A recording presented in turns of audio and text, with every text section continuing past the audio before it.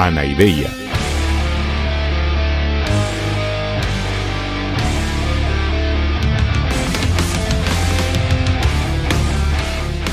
Podcast cínico de divulgación filosófica.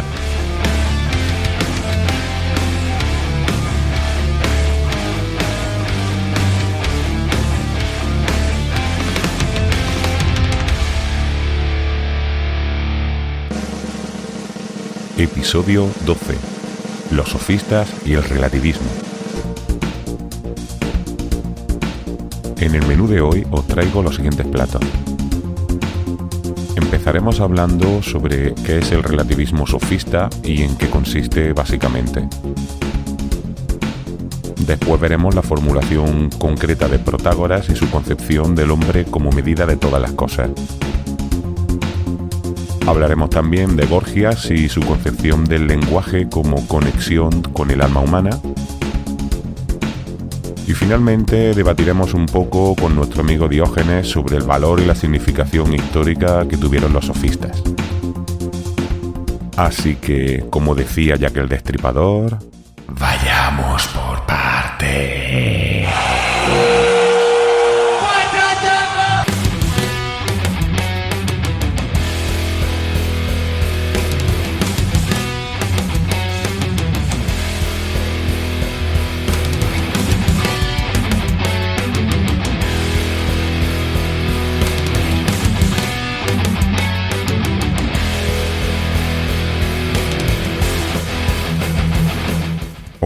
Hola, mis queridos drugos.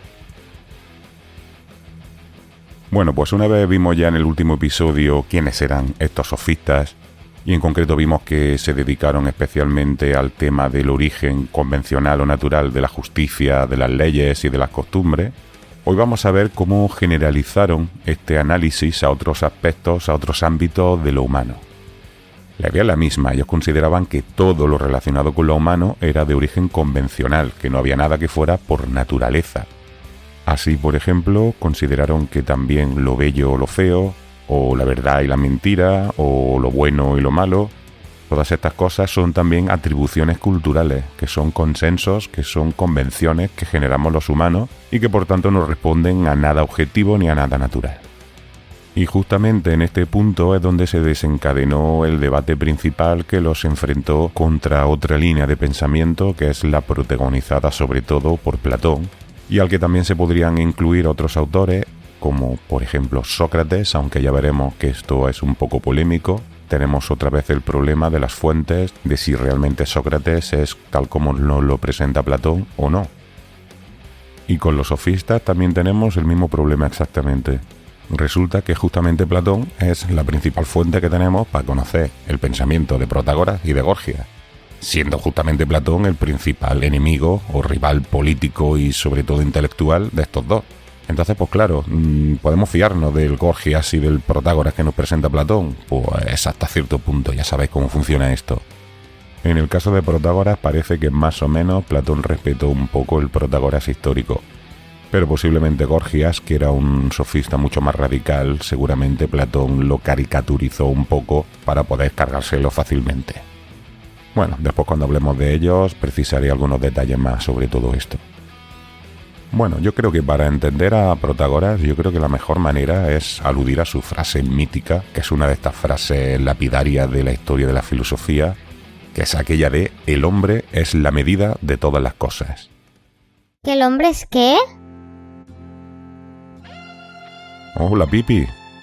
El hombre es la medida de todas las cosas. Es una frase muy conocida de este hombre, de Protágoras. ¿Pero eso qué quiere decir? Esto me está sonando a las cosas raras aquellas que decía Parménides sobre el ser y no sé qué. No.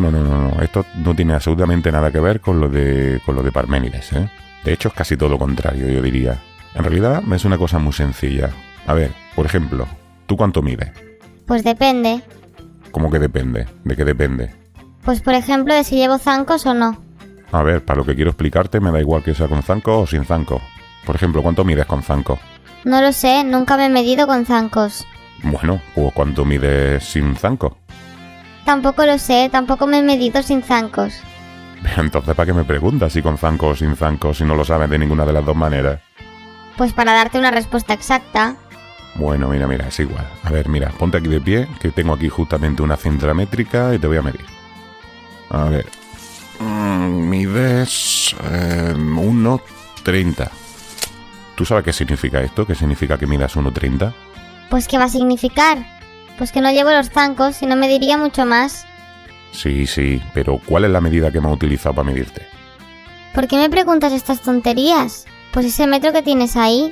Exactamente. Entonces, fíjate que podríamos decir que el metro es la medida de todas las alturas. O sea, que el metro es el patrón de medida con el que comparamos cualquier cosa que queremos medir. ¿Entiendes? Pues claro que entiendo, que soy joven, no tonta. Pues sí, perdona. Es verdad que los mayores sí que hacemos siempre el tonto con esto de hablar a los niños como si fuerais tontos. Bueno, la cosa es que siempre hace falta una referencia para poder valorar las cosas. Es decir, que necesitamos siempre una medida que nos permita medir. Entonces, cuando Protágoras dice que el hombre es la medida de todas las cosas, lo que se está refiriendo es que nosotros, los seres humanos, somos la referencia para valorar todo. Es decir, que nada es en sí mismo ni grande ni pequeño, por ejemplo, sino que todo es grande o pequeño en relación a nosotros, a los hombres. ¿Me he explicado bien? Sí, lo que dice es que las cosas son como nosotros las vemos, ¿no? Sí, exactamente. Es decir, que todo está en relación con nosotros, todo es relativo al ser humano. Y por eso nosotros somos la medida de todas las cosas y no solo de lo frío o lo grande. También somos la medida de lo que está bien o de lo que está mal, de lo que es bonito, de lo que es feo, o de lo que es verdadero y de lo que es falso, por ejemplo. Ah, claro. Las flores son bonitas no porque tengan colorines, son bonitas porque nos gustan a las personas. Exactamente. Veo que lo has entendido perfectamente. Y las cosas que los mayores nos dicen que están bien o mal es solo porque ellos han decidido que es así. Ya me lo imaginaba. Bueno, al menos eso es lo que dice Protágoras y en general los sofistas. Pero ya vimos en el episodio anterior que también decía que esas normas y esas leyes las hemos inventado para poder convivir de manera civilizada. Claro, y seguro que las verdades que nos dicen son lo mismo. Seguro que se las han inventado para que pensemos todos igual y estemos todos de acuerdo, ¿no? Bueno, yo no sé si realmente las cosas son así. Pero vamos, desde luego que has entendido perfectamente a Protágoras, está claro. Mira, ahora que pienso, me parece a mí que tú serías una buena sofista, ¿sabes? Uf, calla. Todo el día aguantando a los niños finolis de las familias ricas. Mejor me voy con mi mono y mi caballo. Hasta luego, Mari Carmen. Vale, adeu-siau, Pipi, hasta pronto.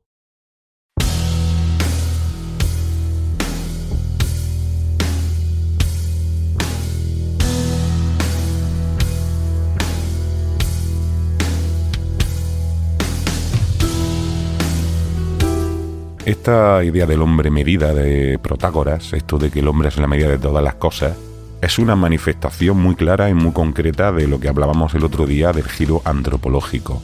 Es decir, ahora lo que nos interesa ya no es el orden del universo, el cosmos y la argea y todo aquello, sino que realmente lo que les interesa a estos pensadores es el parecer de las cosas, no el ser.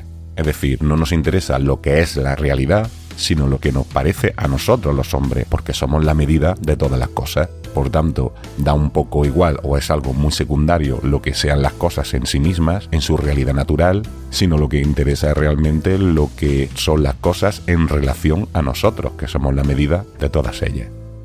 A esta manera de ver las cosas se le llama relativismo, ya que lo que está afirmando es que todo es relativo a la persona o a la sociedad que determina esos valores, y no se determinan de manera natural u objetiva. La consecuencia de todo esto es que los sofistas en general y Protágoras en particular pues consideraban que las costumbres, las leyes, los valores morales o incluso las verdades que aceptamos pues son solo válidas en la sociedad en la que han sido creadas.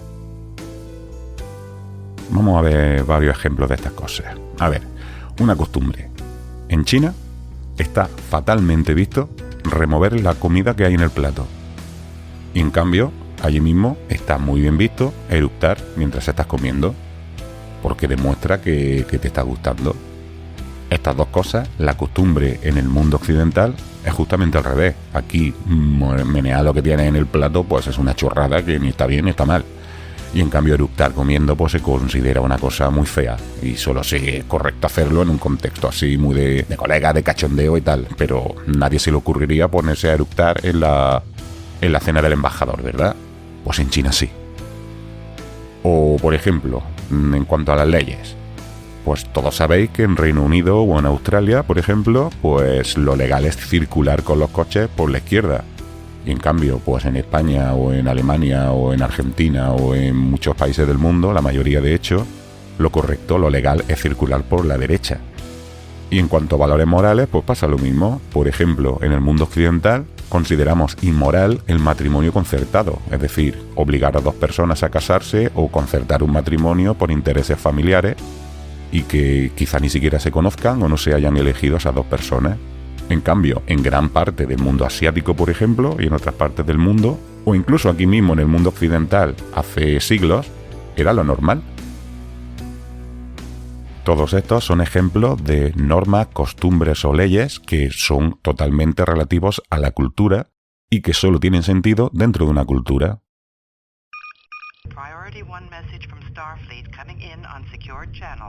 Anda, mira, parece que tenemos comunicación desde la nave estelar Enterprise. Permiso para hablar. Permiso concedido, que sí. En primer lugar, como vulcaniano, quisiera manifestar mi sorpresa sobre el hecho de que considerara el ser humano el patrón de medida universal. Pero entiendo que Protágoras no podía imaginar la existencia de otros seres inteligentes. A ver, señor Spock, yo estoy convencidísimo de que si Protágoras hubiera conocido la existencia de pueblos extraterrestres inteligentes, pues seguramente no habría dicho esa frase, sino que habría dicho algo así como que los seres inteligentes son la medida de todas las cosas. O sea, no creo que esto tenga mayor dificultad. Sí, comprendo que es así, pero tengo otra duda. Si todas las opiniones son igualmente verdaderas, entonces no puede decirse que haya personas más sabias que otras, y por tanto nadie puede enseñar nada a nadie. Pues sí, señor Spock. Para los sofistas eso es exactamente así. Para Protágoras, por ejemplo, no existe una sabiduría verdadera, no existe un conocimiento auténtico, puesto que todo son opiniones. Si todos son opiniones, pues no hay nada objetivo que diga que una opinión es mejor que otra, o más verdadera que otra. Lo que sí que dice Protágoras, y esto es importante, es que hay opiniones más útiles que otras. Hay opiniones más útiles y opiniones menos útiles. Pero la verdad, como tal, no existe. Solo existe una utilidad social. ¿A qué se refiere usted con utilidad social? Bueno, pues a que no todas las opiniones o todas las maneras de actuar logran obtener el mismo provecho, el mismo beneficio o la misma utilidad. Por ejemplo, las opiniones de alguien que no esté de acuerdo con las leyes o las costumbres de una ciudad, pues hacen a esa persona problemática, ya que estará en contra del consenso social, del consenso que se ha generado en esa sociedad determinada, que han establecido las leyes. Y por tanto, una persona que no respete los consensos codificados en leyes o establecidos en costumbres, pues no será bien aceptada en una sociedad determinada y no podrá tener una vida próspera y adecuada en ese contexto. En cambio, una persona que acepte las normas, las costumbres y las leyes de una determinada ciudad o de un país, pues será mejor aceptado. Por lo tanto, este segundo caso es una opinión o una aceptación de las opiniones más útil que el rechazarlas. Pero, repito, no porque una opción sea mejor que la otra, sino que porque una es más útil porque es más coherente con el contexto donde estás viviendo. Comprendo. Es bastante razonable esta perspectiva cuando se trata de la vida pública y la aceptación de leyes aprobadas por una sociedad, sobre todo si son leyes aprobadas por una mayoría. Sí, de hecho, esta manera de pensar de Protágoras es muy coherente con el funcionamiento de una democracia, que es en el contexto en el que él vivió en Atenas. En este contexto, lo justo es simple y llanamente lo que la asamblea considera justo, y esto es la visión de Protágoras. Como la opinión de la gente, además, puede ir evolucionando y puede ir cambiando, pues lo justo también puede evolucionar y puede cambiar. Y simplemente en cada momento tenemos que aceptar esos consensos y tenemos que aceptar esas leyes o esas costumbres que son las que imperan en una sociedad, porque tenemos que convivir con los demás, que para eso sirven las costumbres, las normas y las leyes. Me parece razonable. Bueno, pues ya verá usted el rechazo total y absoluto que tendrá esta idea en enemigos de Protágoras, como por ejemplo Platón. Para Platón, esto de que lo justo esté relacionado con la opinión de la mayoría es un disparate. Platón y otros pensadores de su línea discursiva lo que dicen es que lo justo está por encima de cualquier consenso humano, de cualquier consideración humana y de cualquier mayoría. Parece un debate muy interesante, pero ahora debo marchar. Mis obligaciones al mando de la Enterprise me requieren, pero estaré muy atento a los próximos episodios. Permiso para cerrar la comunicación. Que sí, permiso concedido. Larga y próspera vida. Venga, adeusiao, Spock.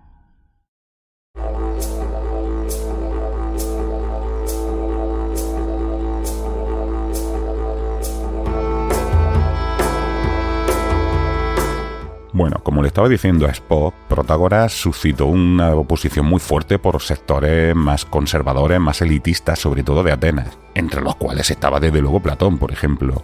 Todos estos consideraron que lo de Protágoras era una impugnación total de los valores tradicionales y de lo que debería ser el buen gobierno y los buenos valores de una ciudad. Y bueno, Protágoras era bastante moderado. Ahora vamos a ver el planteamiento de Gorgias, que era mucho más radical. Y este sí que levantó ampollas y levantó odios profundos y viscerales. Este Gorgias es otro de los sofistas más importantes, más conocidos, del que por cierto ya me referí, que se dice que quizá fue discípulo del propio Empédocles, pero sea como sea, acabó en Atenas, como muchos otros sofistas, para ganarse la vida, y se dice que llegó a ser el mejor orador que había en la Atenas de aquellos tiempos. Y mira que en la Atenas de aquellos tiempos había buenos oradores. Pues de Gorgias se dice que era el mejor, y de hecho introdujo elementos en la propia dinámica y la propia teoría de la oratoria y del lenguaje comunicativo. Por ejemplo, se dice que fue el que introdujo en la oratoria la estrategia de la demostración por reducción al absurdo, que se utilizaba frecuentemente en los ámbitos más técnicos, más filosóficos, por ejemplo por Zenón y los eleatas. Pues se dice que Gorgias introdujo esta estrategia de demostración en la oratoria y en los discursos dirigidos al pueblo. La demostración por reducción al absurdo es una técnica de demostración indirecta. Consiste en empezar diciendo justo lo contrario de lo que tú quieres demostrar. Y a partir de ese contrario empiezas a extraer consecuencias hasta llegar a una contradicción o a un absurdo. ¿Eso qué quiere decir? Pues que ese supuesto, a partir de que has empezado a deducir, era absurdo también, y por tanto, si eso era absurdo, el contrario de esto, que es lo que tú querías demostrar, pues tiene que ser lógico, tiene que ser verdadero. A ver, voy a hacerse una demostración muy sencilla. En el argumento que voy a utilizar voy a entender ignorante como que no has estudiado y sabio como que sí has estudiado, simplemente para agilizar el argumento. Digamos que yo quiero demostrar que es necesario suspender a los estudiantes de bachillerato ignorantes. Yo puedo hacerlo por reducción al absurdo de la siguiente manera. Voy a darle la vuelta a esta afirmación y a partir de ahí voy a empezar a deducir consecuencias. Supongamos que los ignorantes aprueban el bachillerato. Esto llevaría a que todos, tanto sabios como ignorantes, tendrían el título de bachillerato. Pero si esto fuera así, el título de bachillerato no tendría ningún valor y por tanto sería totalmente inútil sacárselo. Lo cual es absurdo porque hacer el bachillerato implica un esfuerzo, implica un tiempo, implica incluso unos recursos públicos destinados a sacar esos estudios adelante. Por tanto, aprobar a los ignorantes es absurdo. Y si esto es absurdo, lo contrario, que es aprobar solo a los sabios, a los que han estudiado, pues es lo lógico. Y por tanto ha quedado demostrado la idea que yo quería plasmar desde el principio. Solo deben aprobar el bachillerato los sabios, los que han estudiado, los que han cumplido su obligación. Este tipo de argumentación por reducción al absurdo, si os fijáis un poco, daréis cuenta que se utiliza en multitud de ocasiones, en distintos ámbitos de la vida y que posiblemente vosotros mismos lo utilicéis sin saber que se llama argumento por reducción al absurdo. Y como decía, hay quien piensa que fue Gorgias el primero que lo utilizó como estrategia o como mecanismo de oratoria.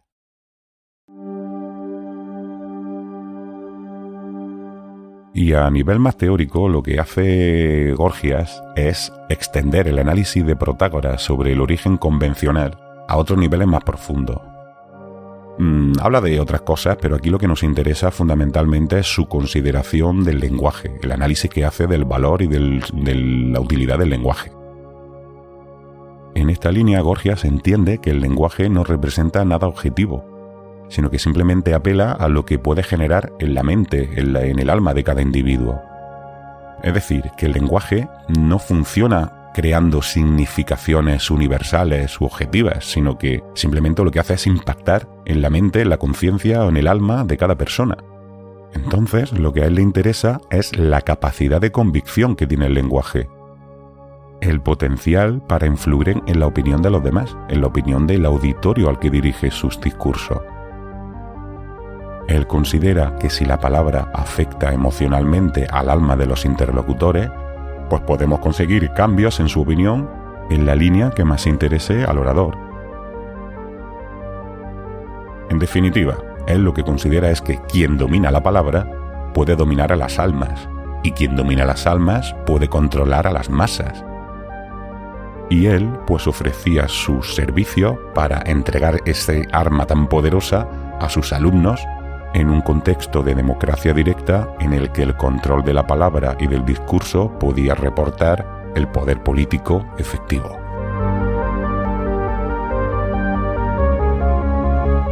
Gorgias, por cierto, es el modelo de sofista señalado por Platón como demagogo y maestro de demagogos. Es el arquetipo sofista al que los miembros de este partido aristocrático de derechas, entre comillas, siempre señalaban como los responsables de la decadencia y de los desastres que se fueron sucediendo en Atenas. A Gorgias y a otros sofistas de su línea se les culpó siempre pues, de todos los males de Atenas, de la decadencia moral, del imperialismo que condujo a los abusos que acabaron enervando a los espartanos y desembocó todo en la guerra del Peloponeso, y en fin, que para muchas opiniones, Gorgias y los sofistas de su estilo representaban lo más negativo y lo más perjudicial que hubo nunca para la historia de Atenas. Che, boludo, deja de basurear a Gorgias. Hola, Diógenes. A ver, que yo no estoy basureando a nadie, ¿eh? Yo simplemente estoy hablando de la influencia que tuvieron los sofistas en general y Gorgias en particular en la historia de Atenas. ¿Pero de qué influencia hablas, gallego? Bueno, pues lo que estoy diciendo, ¿no? Que contribuyeron mucho al desgaste de las instituciones democráticas y bueno, que se aprovecharon un poco de un sistema que estaba diseñado para el debate racional y ellos pues lo pervirtieron un poco. Los más radicales, tipo Gorgias, pues se dedicaban a convencer a las masas no en base a razones, que es para lo que estaba diseñada la democracia, sino en base a la persuasión racional, a la apelación a las emociones. Es decir, a instancias no racionales, que era para lo que se había diseñado ese sistema. ¿Pero quién te dijo que los sofistas hacían eso, pelotudo? No me digas, seguro que fue cosa del careta de Platón. Todo eso son macanas. Pero a ver, es verdad que Gorgias utilizaba en su discurso la apelación emocional, utilizaba las emociones, la persuasión emocional para convencer de la gente a lo que le interesaba, ¿no? Obvio, pues claro que intentaba emocionar a la gente con su discurso. Eso es lo que hace cualquier orador. Hasta el pelotudo de Platón hacía lo mismo en sus diálogos mentirosos. Pero Gorgias también utilizaba la razón en sus discursos como todo el mundo. Vos mismo dijiste que aplicó la técnica de la reducción al absurdo en su oratoria. Eso es una de las técnicas de argumentación racional más conocidas. Bueno, la verdad es que eso es verdad. Y también es verdad lo que dice de que todos los oradores de aquella época y de todas las épocas, es verdad que siempre intentan transmitir emociones a los oyentes. Todos los políticos de cualquier signo siempre intentan, pues eso, convencer emocionalmente de las cosas que consideran positivas y despertar emociones negativas en lo que respecto a lo que consideran injusto. ¿Verdad que eso lo hacen todos? Obvio. Gorgias hacía lo que hace cualquier orador y cualquier político que necesitan convencer a la gente. No es que Gorgias esté en contra de la razón y a favor de la persuasión irracional. Mira, gallego, que la cosa es muy sencilla. Lo que ocurre es que para Gorgias la verdad y la razón nacen del pueblo, nacen de la gente. Y Platón y su panda de pijos atorrantes no aceptaban que el pueblo pudiera decidir qué es lo justo, o qué es lo verdadero, o qué es lo correcto. Para estos elitistas, solo ellos sabían lo que era lo justo y lo que le convenía al pueblo. Y no podían permitir que los ignorantes dijeran la suya, y menos aún que la hicieran.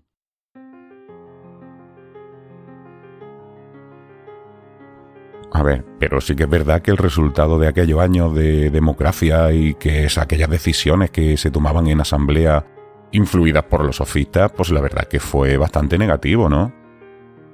Es decir, aquella actitud de Atenas chulesca, imperialista, que fue avasallando a mucha gente, a muchas otras ciudades, estas cosas estaban animadas por gente como Gorgias o como Pericles, que realmente llevaron a Atenas al desastre de la guerra del Peloponeso y a otras desgracias también. Pibe, esa es la historia como te la contaron esos pijos. Durante todo ese tiempo, todos esos caretones aristócratas no habían dejado de joder, y al final se pusieron de parte de los espartanos, que eran otros pijos como ellos. Y por eso crearon un gobierno de los 30 pelotudos. Y vos sabés quién era el más pelotudo de esos 30. Bueno, supongo que te refieres a Critias, que era el tío de Platón, ¿no? Claro, los sofistas solo enseñaban lo que hacía falta para ser un buen ciudadano en una democracia. Y cuando esos pijos de Platón los criticaban, es porque no querían la democracia. Querían mandar ellos como habían hecho siempre. Entonces, ¿tú que estás de acuerdo con lo que decían Protágoras o Gorgias? Bueno, en realidad no. Yo no creo que las costumbres y las normas sociales o el lenguaje, yo no creo que todo eso sean acuerdos para basar la convivencia social. Pero eso no quiere decir que sean los culpables de todas las desgracias. Yo creo que los sofistas se equivocaban, pero eran unos pibes con buenas intenciones que lo que querían es articular la democracia y que el pueblo encontrara una manera de expresar sus puntos de vista. Mi maestro Antístenes, por ejemplo, fue discípulo de Gorgias y decía que ese era un hombre muy bueno, que era un hombre muy bien intencionado, que lo que quería no era manipular, ni lo que quería era quedarse con el poder, ni llevar a Atenas a la desgracia. Gorgias, me decía Antístenes, que lo único que quería era ofrecer un nuevo modelo de gobierno, un nuevo modelo de verdad, un nuevo modelo de verdad adaptado a como los cambios de la sociedad y no a lo que siempre los pelotudos pijos habían decidido. Mirá, Gallego, esta historia de buenos y malos es una chantada. El problema en Atenas es que eran todos unos boludos, tanto el pueblo como los pijos, y así les fue. Pues no sé, Diógenes, quizá tengas razón. El caso es que la verdad es que el movimiento sofista ha terminado pasando la historia como un movimiento de manipuladores y racionalistas. Y de hecho, todavía se utiliza a veces la palabra sofista pues para designar a eso, a un político manipulador. Bueno, también utilizáis la palabra cínico para referiros a los hipócritas, y síndrome de Diógenes para los tocados que viven en la basura, ¿no? Pues la verdad que sí. Con el tiempo esas palabras han adquirido un significado muy negativo y tu nombre, la verdad que se utiliza para designar a personas que tienen un trastorno de la conducta muy grave. A mí me sabe muy mal que esto sea así, pero es la verdad. Viste, pibe. Platón y sus pijos acabaron venciendo y nos han puesto a todos los que le llevábamos la contraria en el lado de los locos, de los mentirosos y de los malos. Pues la verdad es que ahora que lo dices, sí que es cierto que todos los que se opusieron a la línea de pensamiento de Platón y de Aristóteles y del racionalismo y el idealismo antiguo han pasado a la historia como los malos de la película. Obvio, Gallego. La historia siempre la explican los vencedores. Y por eso los sofistas son los malos, porque son los que perdieron. Sayonara, baby. Venga, adeus y au. Bueno, pues con este bajón llegamos al final de este episodio, aunque en realidad seguiremos hablando de los sofistas porque en el siguiente vamos a empezar ya a hablar de Sócrates y obviamente los sofistas seguirán estando presentes como los interlocutores de Sócrates. Bueno, os recuerdo mi recomendación de que os suscribáis al podcast en la plataforma que utilicéis, en Spotify, en iVoox, en Google Podcasts, en Apple Podcasts o en la plataforma que sea, que recordad que es gratis, esto es totalmente gratis. Esto, Anaideia, es un proyecto que yo regalo y simplemente me gustaría que os suscribierais para tener siempre presente cuando vaya sacando novedades. También me gustaría que me siguierais en las redes sociales, que cada vez las tengo más activas, tanto en Twitter como en Instagram, con el usuario @AnaideiaFM. También tengo una web, un blog, en el que voy sacando un post por cada episodio y pongo información extra, complementaria, aparte de que también ahí se pueden escuchar los audios.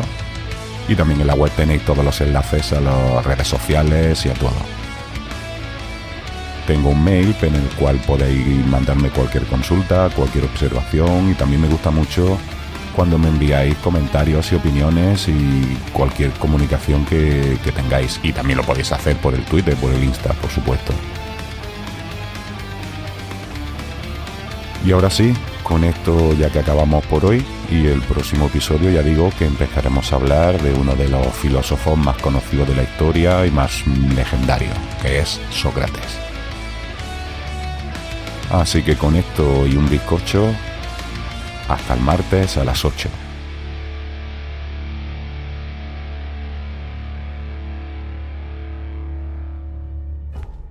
Cuando me muera, echadme a los perros. Ya estoy acostumbrado.